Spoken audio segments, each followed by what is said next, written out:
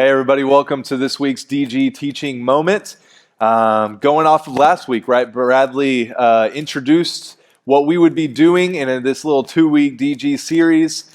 And I'm the second week, right? This is me finishing off the series on Simon Peter, right? Last week we talked about, and Bradley introduced the beginning of what it looks like to be a disciple of Jesus, right? The image of discipleship.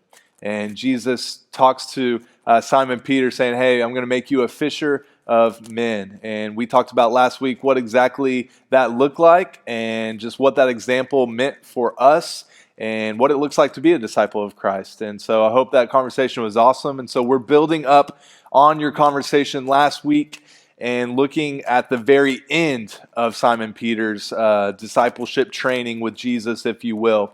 And we're going to be in John chapter 21, verses 15 through 17. All right, and this is after the resurrection of Jesus, and Jesus introduces or has breakfast with his disciples, and it says in verse 15 of chapter 21 in John, when they had finished breakfast, Jesus said to Simon Peter, Simon, son of John, do you love me more than these? And he said, Simon said back to Jesus, yes, Lord, you know that I love you. Jesus said, feed my lambs. Verse 16, he said to him a second time, Jesus this is, Simon, son of John, do you love me? And Simon Peter said, yes, Lord, you know that I love you. And then Jesus responded, tend my sheep. So he's asked him, do you love me twice? And Peter's like, yes, Jesus, yes, I love you. And then Jesus responds to those affirmations of Peter's love to Jesus saying, feed my lambs, tend my sheep. And then Jesus in verse 17 asked him for a third time. Jesus said to him a third time, Simon, son of John, do you love me? And Peter was grieved because he said it to him a third time. Now, do you know why Peter was so grieved about this moment? Because during Jesus' arrest, Peter denied Jesus 3 times, right? Oh, hey, that's that guy. That's Jesus' friend. I know him.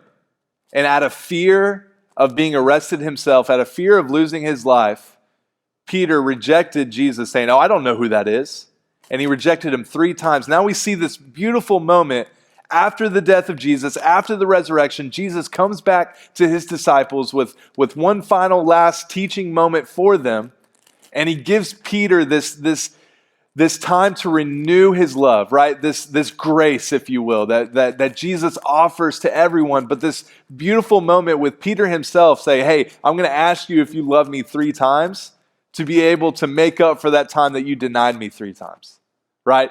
And I'm going to give you grace in this moment, right? This renewed moment to walk in a newness of life.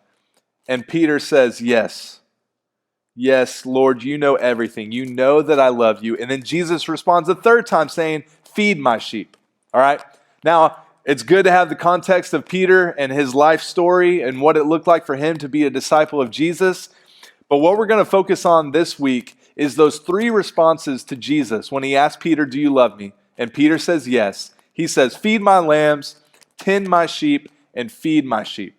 Now those are strange, all right? For us, what this makes me think of is like saying, hey, Bradley, do you love me?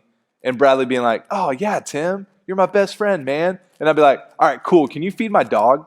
Can you feed my dog? Like, can you take care of my dog? Like that's how it kind of looks like this conversation is going, but that is not what Jesus is talking about at all, right? He speaks, and it's always these teaching moments. And so what does he mean by feed my lambs, by tend my sheep, by feed my sheep? All right, that's the second part of discipleship. Last week we talked about being a fisher of men, of going where they're at and catching these fish and what that meant for what that looked like to be a disciple of Jesus. Right? And then now we're going to talk about what does it mean to feed my lambs or tend my sheep, right? Jesus is always kind of talked about as a shepherd. And being a disciple of Jesus means that you are a shepherd. Now, at least I don't, here in the city of Houston, have sheep or lamb, and I don't know what it really looks like to be a shepherd. All right, but Jesus is making this illustration saying, hey, being a disciple of Jesus is like being a shepherd. And so you need to feed my lambs. You need to tend my sheep. All right, Jesus is asking Peter to this instruction on how he should act towards God's people. You tend to them, and you feed them. Right? This idea that Peter could go on and be a disciple by tending to Jesus' sheep, right? Jesus says, feed my sheep, feed my lamb. It's not Peter's lamb and sheep, it's Jesus. How does it look like for us as disciples of Jesus to go about and tend to the people of God? Tend to the people that Jesus loves and that Jesus died for, right? Being a disciple is difficult, y'all. And I've always been taught there's this 3 kind of step process of what it looks like to be a disciple. And it's to be, go, and make. First, in order to make disciples, you got to be a disciple. You have to sit underneath the teaching of God and listen and obey and give him your faith. That way you can go, like Bradley alluded to last week, you got to go where the fish are. In order to fish and catch fish, you got to go out in the water and go where they're at. In order to make disciples, you got to go. And like he said last week, it's so good that we have our classrooms, our schools, our groups of friends, our families even sometimes, that we can go and be disciples in those moments. And then to make. And to make, you got to know to be and you got to go, if that makes any sense. All right. And so as I wrap up, I love that Jesus just wants us to take care of his sheep.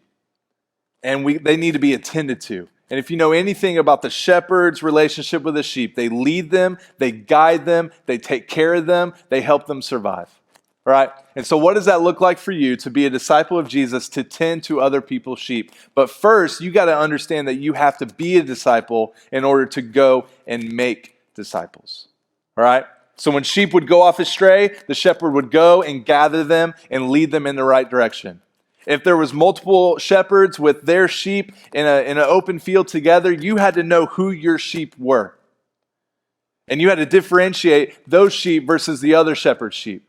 So you got to know these people. You got to become friends with them. You got to gain trust by loving them and showing up in their lives and treating them with the love and the care that Jesus is now directing these disciples to, hey, go and make. All right? So remember, you got to be a disciple. And if you're not, talk to your leader about what that looks like.